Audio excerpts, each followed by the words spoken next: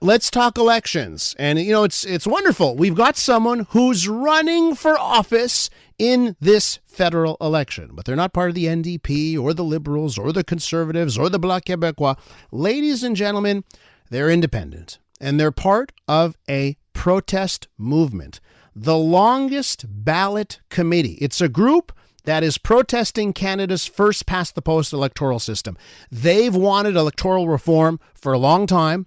They're not getting it. So what do? They try to make sure there are as many people as possible on the ballot, at least in one riding, in every election. They've been doing this during by-elections quite successfully. If you're in the LaSalle-Amard-Verdun riding, you know exactly what I'm talking about.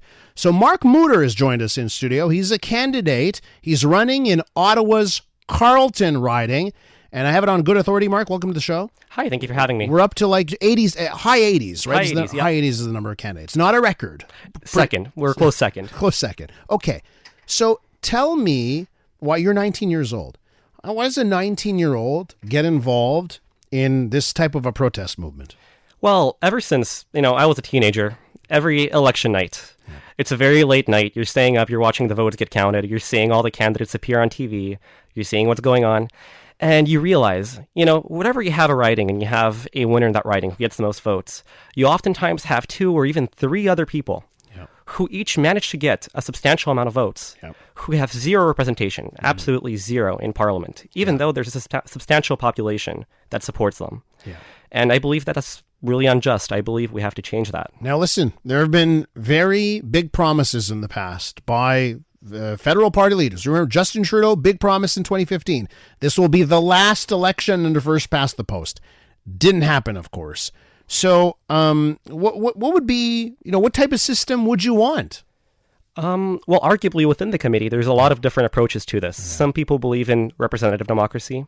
They believe that votes should be attributed to the amount of votes that people get. So on the ballots. A popular vote, you get 20% of the vote. You should have 20% of the seats in the House of Commons. Precisely. Yeah. Some people believe in that. Some others believe in, making a first, second, and third choice on the ballot. And by selecting who gets the most first choices afterwards. Yeah, ranked voting. Ranked voting, yes, exactly.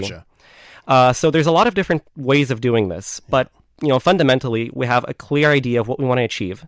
And that is to have Elections Canada be fully independent from politicians. Can I ask you about the decision for this election to go after the Carleton riding?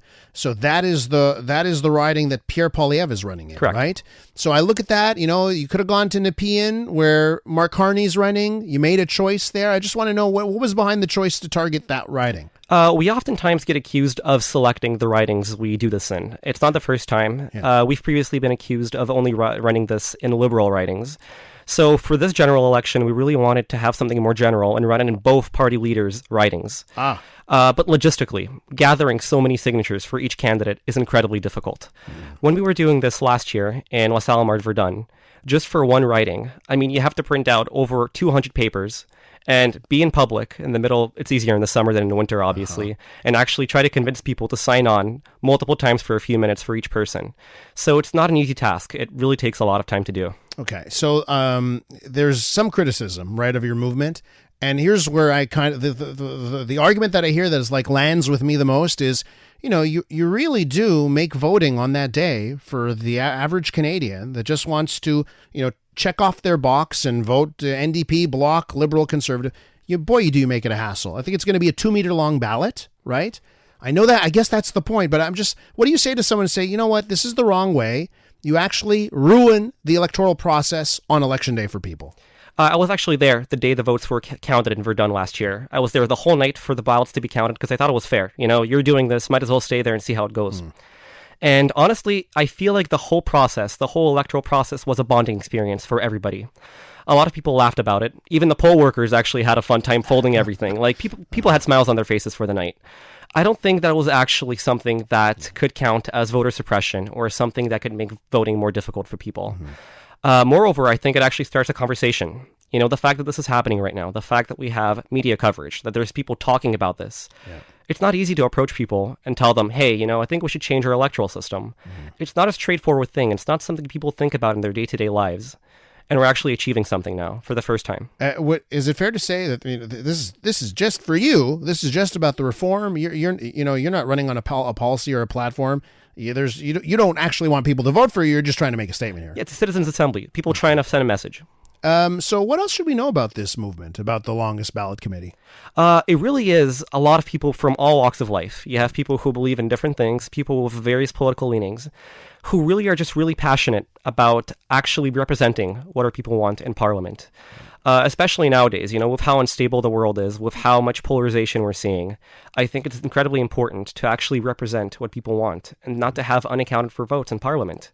We're seeing a massive generational shift right now. We're seeing a bunch of younger people going out to vote, and they're used to status quo for the longest time. They're used to seeing the same thing happen year to year. And I think it's time to change something. Well, I think you're a wonderful representation of, you're 19, you're studying civil engineering at McGill University, and you're taking the time to do this. I do find this amazing. Now, do you know of any of the main political parties? Is anyone now promising, no, this time around we're going to be in favor of changing the way we vote? Unsurprisingly, not really. Actually, we've seen some backtracking from Elections Canada since the LaSalle Martin Verdun elections last year. Yeah. They have attempted to actually make the movement a lot harder to do.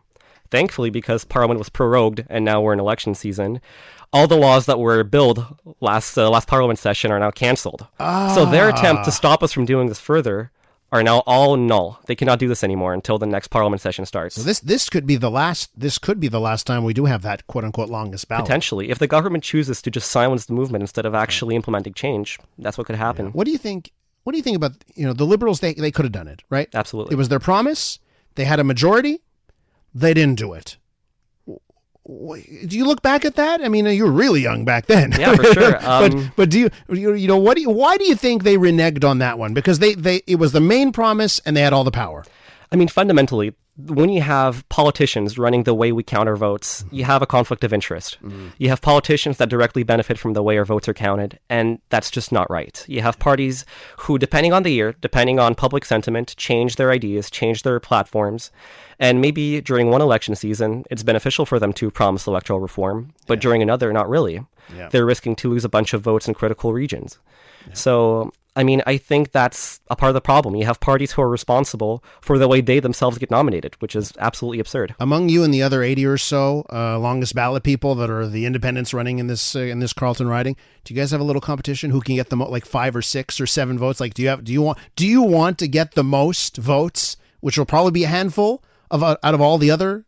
I mean, last election was actually who could get the least votes. Oh. There were people trying to get 0 votes. People, for the fun of it, would print out papers and hang them up on busy streets and be like, "We're trying to strive for 0 votes. Do not vote for this candidate." What did you get in LaSalle? I think I got something above 20 votes. Above 20 votes. Mark, listen, thanks for sharing why you're a part of this protest movement. I do appreciate it. Thank you very much for having me. That's Mark Moutter, and he's part of the Longest Ballot Initiative. He is on the ballot in Carleton, that riding of Ottawa.